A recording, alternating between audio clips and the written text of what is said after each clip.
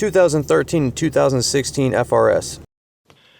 2015 Scion FRS. What's up, guys? I'm going to show you how to replace your USB aux port right here. Now, getting a tool like this, a plastic interior tool so it doesn't scratch nothing, is a good idea. But honestly, a small flathead like this, or maybe just like a butter knife if you have one at home, it works way more better, but you do risk scratching your console. If you want some more room to work, you can put your e-brake on, and with your key and accessory mode, you can pull your shifter back. What we're going to do is take this. Now, there's release tabs on the top and bottom of this. If you could get in between them and the dash, then it'll pop out. So just take this, kind of pop it in like that, and then just kind of try to push it outwards. Now, sometimes it'll want to come out a little bit, and you could try to work the top and the bottom here. Sometimes the top or the bottom one side will work better than the other, but alright, looks like the top one is the way to go on this one. So it's not really wanting to come out with that.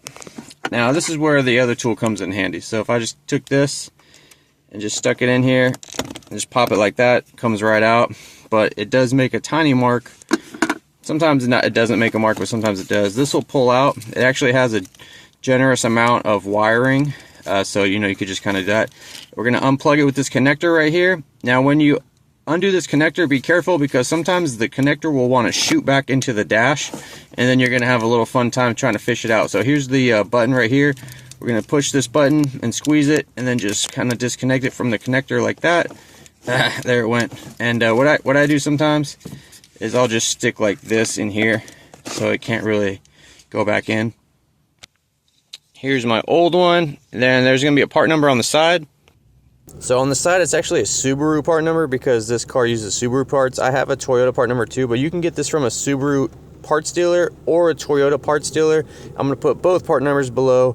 Each one will work if you buy it from Subaru or Toyota, and it'll show on the Toyota website. This is for a 2013 to 2016 FRS.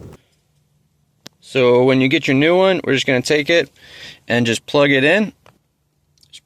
Plug it in like that. It'll kind of snap, and then all you got to do is just gently push it in place like that, and you're good to go. There's no programming or extra stuff you got to do. It should be ready to roll.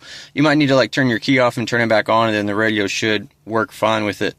If you did leave like a mark or like a nudge in the console, you could take your plastic pry bar tool and kind of go over it, and a lot of times it'll like kind of smooth out and it won't be noticeable. I didn't do these scratches. These were already there. But anyways, hope this video helped you out. Thanks for watching. I'll see you next video. Alright guys, that's all the information I got for you. The rest of the video is just a couple products and other stuff I got going on. Totally up to you if you want to stick around. I got a 15% off promo code for AUXITO LED headlights. These are the best headlights in my opinion. They just recently upgraded all their technology, so their LED lights are even brighter than the others that are still using old tech. And these are the best. They don't flicker, they're not cheap.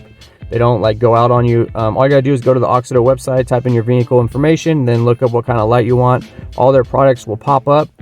And these are available on Amazon as well, but if you go to the website and use GearmoAuto in the discount code spot, you will get 15% off. So if you're looking for new brighter upgrades, check these out.